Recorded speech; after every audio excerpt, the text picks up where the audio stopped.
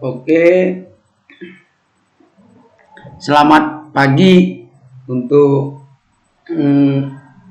murid-murid Bapak ya, anak-anak Bapak kelas 10.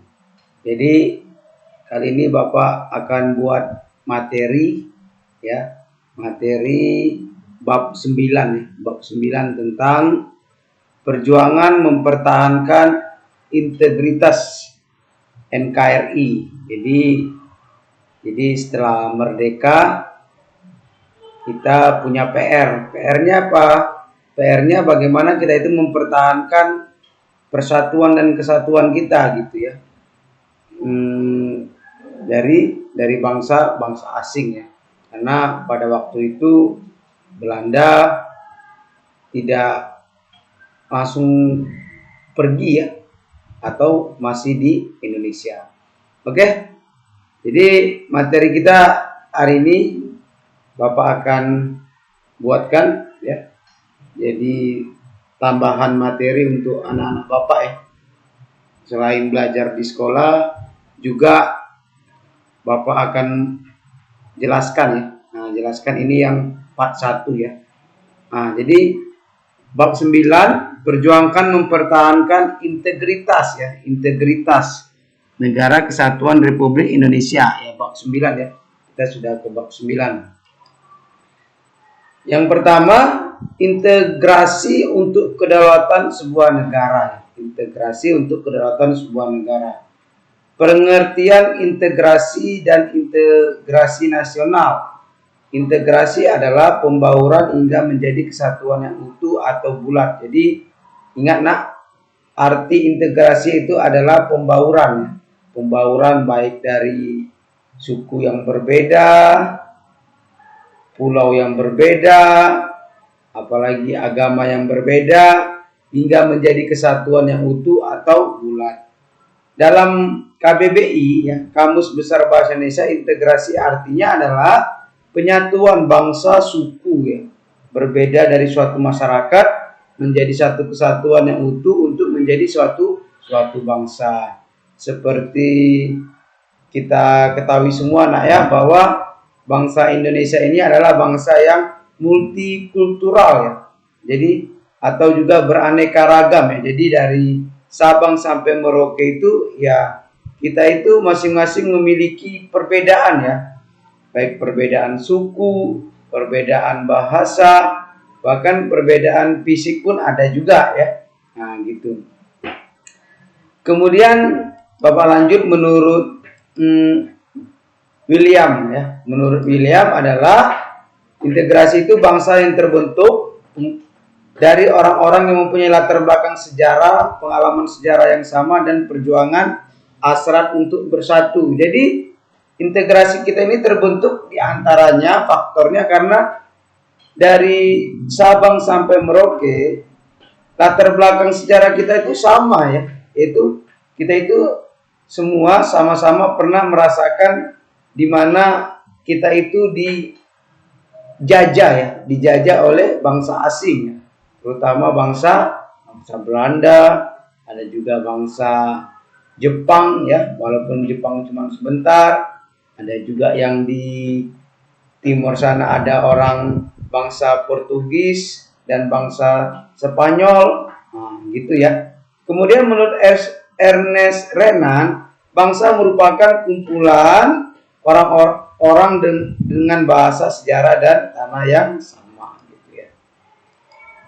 Jadi dalam KBBI William, kemudian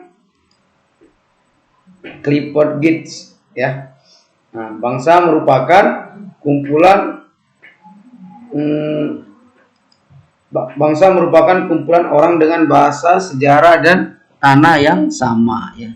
Maksudnya bahasa ya, kita dipersatukan meskipun masing-masing kita memiliki bahasa daerah masing-masing, kita dipersatukan lewat bahasa Indonesia, tanah yang sama ya, dari Sabang sampai Merauke. Artinya kita bertempat tinggal di wilayah yang sama gitu ya. Oke, kita lanjut. Integrasi nasional ya, integrasi nasional atau bangsa, integrasi nasional atau integrasi bangsa adalah suatu usaha atau proses mempersatukan perbedaan-perbedaan dalam suatu negara berdasarkan baik bahasa, darah, sejarah, tanah, dan tujuan yang sama ya, sehingga tercapai keserasian dan keselarasan nasional ya. Jadi ini kan muaranya ke tujuan yang sama ya. Tujuan yang sama apa? Ini bisa kita lihat ya, tujuan yang sama itu setelah kita merdeka ada di pembukaan UUD 45 alinea keempat, di mana tujuan negara itu ada 4: mencerdaskan kehidupan bangsa, memajukan kesejahteraan umum, melindungi seluruh dan tumpah darah Indonesia, dan satu lagi ikut dalam perdamaian dunia gitu ya. Kemudian lanjut, ini pengertian integrasi dan integrasi nasional tadi sudah ya, bahwa integrasi itu adalah pembauran yang kemudian menjadi satu kesatuan yang utuh dan bulat, atau bisa juga kita ambil simpulan integrasi itu adalah proses pembauran menuju persatuan dan kesatuan bangsa. Faktor pendorong integrasi nasional: perasaan senasib dan mempunyai tujuan yang sama. Ini senasib, contoh sama-sama pernah merasakan dijajah oleh bangsa asing. Tujuannya sama. Tujuannya apa? Ya, tujuannya pasti ingin merdeka, bebas dari pengaruh dan jajahan orang asing. Dua, persamaan nasib dalam sejarah. Ini tadi sudah Pak jelaskan bahwa kita semua itu hampir sama ya, dari Sabang sampai Merauke, sama-sama nenek moyang kita itu dulu ya pernah merasakan bagaimana sakitnya dijajah oleh bangsa asing. Keinginan bersatu ya, keinginan bersatu. Jadi keinginan bersatu. Yang keempat, rasa cinta tanah air dan bangsa. Keinginan bersatu ini ya nantinya para pemuda pada tahun 1928 itu akhirnya ya dalam Sumpah Pemuda ya. Nah, disitulah ada 3 isi Sumpah Pemuda ya. Nah, bertumpah darah yang satu, tanah air Indonesia, berbahasa yang satu, bahasa Indonesia, berbangsa yang satu, bangsa Indonesia. Jadi ya kita tuh memang menjadi satu bangsa yang besar dan bangsa yang satu. Kemudian faktor penghambat ya. Nah, ini faktor penghambat, Benarin dulu.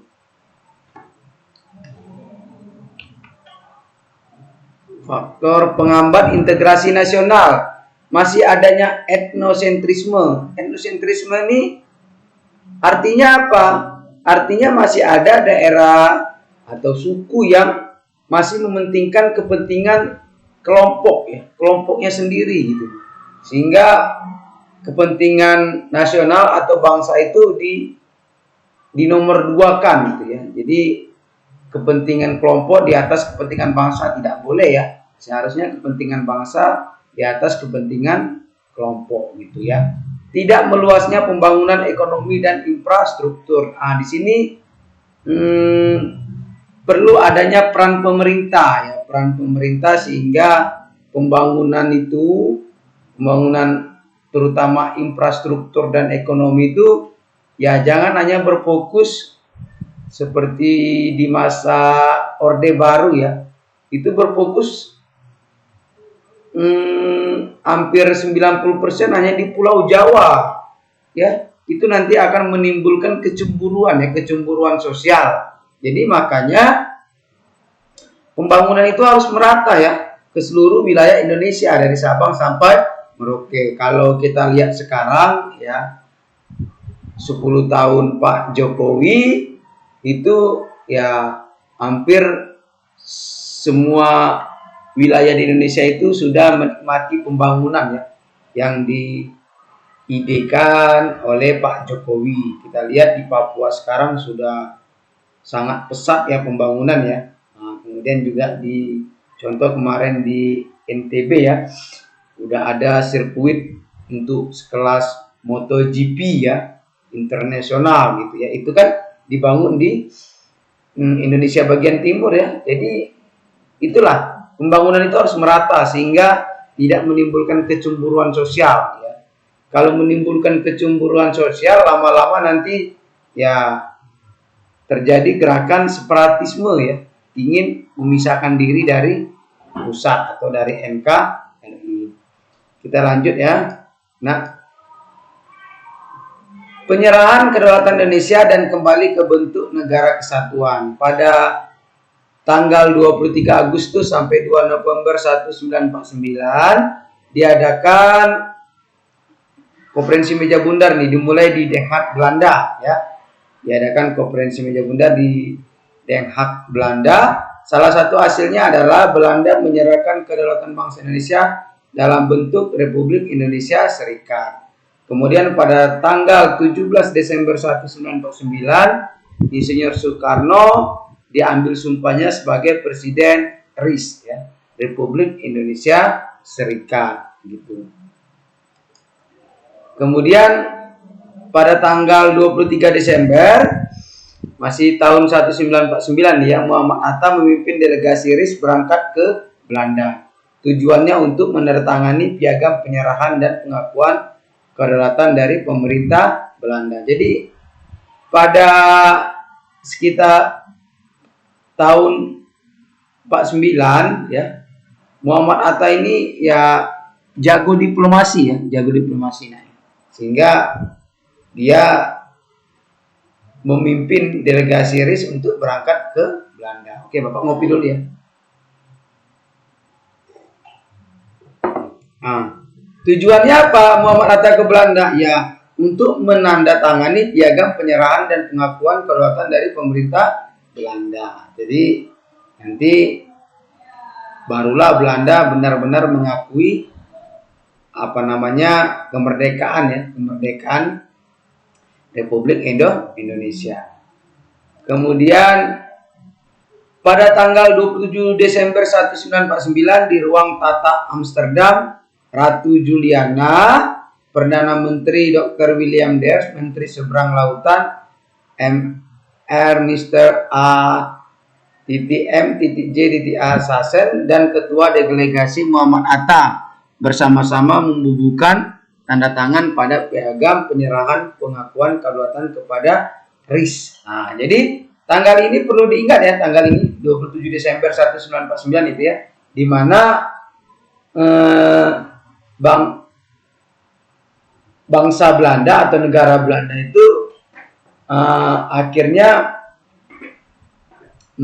membubuhkan tanda tangannya ya untuk penyerahan dan pengakuan kedaulatan kepada Republik Indonesia. Artinya kita ya diakui sebagai negara berdaulat penuh, nah, gitu ya. Kemudian masih di sini pada waktu yang sama di Jakarta, Sri Sultan Hamengkubuwono IX dan Wakil Tinggi Mahkota H.J. Loving membubuhkan tanda tangan mereka pada naskah penyerahan dan pengakuan kedaulatan. Secara formal, Belanda mengakui kedaulatan penuh suatu negara Indonesia di seluruh bekas wilayah Hindia Belanda kecuali Papua. Nah, ini yang menjadi PR kita ya, PR para tokoh pahlawan kita ya, tokoh pejabat kita yang menjadi PR karena Belanda belum mengakui Papua ya. Nah, karena Papua ini ya salah satu pulau paling kaya ya. Di situ terdapat ladang emas ya. Nanti kita belajar pada akhirnya memang Papua ini menjadi salah satu dari wilayah Indonesia atau provinsi ya. Di Indonesia itu negara kesatuan yang berbentuk republik. Nah, jadi tidak ada negara di dalam negara. Kemudian upaya bangsa Indonesia mengatasi ancaman disintegrasi bangsa. Disintegrasi ini artinya apa? Artinya adalah keadaan tidak bersatu ya, atau perpecahan. Disintegrasi bangsa adalah keadaan tidak bersatu. Ini menurut KBBI. Keadaan terpecah belah, kemudian hilangnya keutuhan atau persatuan atau perpecahan. Jadi ini yang harus kita hindarkan ya. Ini yang harus kita hindarkan. Atau kita cegah ya, kita cegah. Kemudian menurut Suekanto dan Sulistiowati mengibaratkan disintegrasi itu adalah adanya suatu bagian dalam negara yang tidak berfungsi sebagai mestinya atau tidak bersatu padu. Makanya ya pemerintah pusat itu ya seperti yang tadi, salah satu faktor penghambat integrasi itu akibat pembangunan yang tidak merata, itu akan bisa menimbulkan disintegrasi ya, kecemburuan. Contoh aja lah, contoh paling simpel ya atau sederhana, kita di dalam satu keluarga gitu ya. Contoh orang tua kita mempunyai anak 6, ya orang tua kepada anak 6 ini harus berlaku adil gitu ya, berlaku adil. Kalau tidak berlaku adil maka pasti akan menimbulkan kecemburuan ya, kecemburuan di antara anak-anak tadi yang nantinya akan menyebabkan ya dalam keluarga itu tidak harmonis. Itu ya contoh Bapak kasih yang paling sederhana ya. Di dalam suatu bangsa gitu juga, pemerintah pusat tuh harus berlaku adil ya, berlaku adil terhadap seluruh ya provinsi di Indonesia ya. Kalau sekarang itu ada 34 provinsi Indonesia ya. Yang terakhir itu kemarin Kalimantan Utara ya, Kalimantan Utara, ibu kotanya itu Tanjung Selor ya. Jadi kalian tuh harus hafal ya dari Aceh sampai Papua. Kemudian secara umum pemberontakan di dalam negeri pada periode awal kemerdekaan terjadi karena dipicu oleh beberapa masalah berikut. Ini artinya apa? Pemberontakan di dalam negeri. Ini terkadang itu yang menjadi musuh itu, yang menjadi musuh di dalam suatu negara itu ya, yang menjadi musuh dalam suatu negara itu terkadang ya negara orang dalam juga. Jadi itu yang paling sulit ya. Contohnya gini ya, kalau orang asing kan jelas kita. Kalau orang asing jelas, wah itu musuh kita gitu ya. Kalau orang kita sendiri, ini ya yang bingung ya. Nanti kalau kita selesaikan secara operasi militer, kita masih bangsa kita sendiri serba bingung. Tapi di sini pemerintah tegas ya, harus tegas ya. Sehingga apa? Sehingga nggak terjadi pemberontakan yang berlanjut ya, yang berlanjut sehingga selesai. Yang pertama, keinginan untuk mendirikan negara sendiri yang lepas dari NKRI. Ini kalau pemerintah pusat itu tidak berlaku adil, ini akan banyak provinsi-provinsi atau wilayah-wilayah yang ingin lepas dari negara kesatuan Republik Indonesia, mempertahankan bentuk negara federal ya, atau federal itu sama dengan negara serikat. Nggak bisa ya mempertahankan bentuk negara federal, karena undang-undang dasar kita adalah Indonesia adalah negara kesatuan yang berbentuk republik ya. Itu pasal 1 ayat 1 ya. Gitu. Jadi kita tuh nggak cocok ya negara federal atau negara serikat ya. Negara serikat atau federal itu contohnya negara Amerika gitu ya. Keengganan APRIS ya. APRIS di negara bagian bergabung dengan TNI ya. Oke, kita lanjut. Jadi sampai sini dulu ya, sampai sini dulu tentang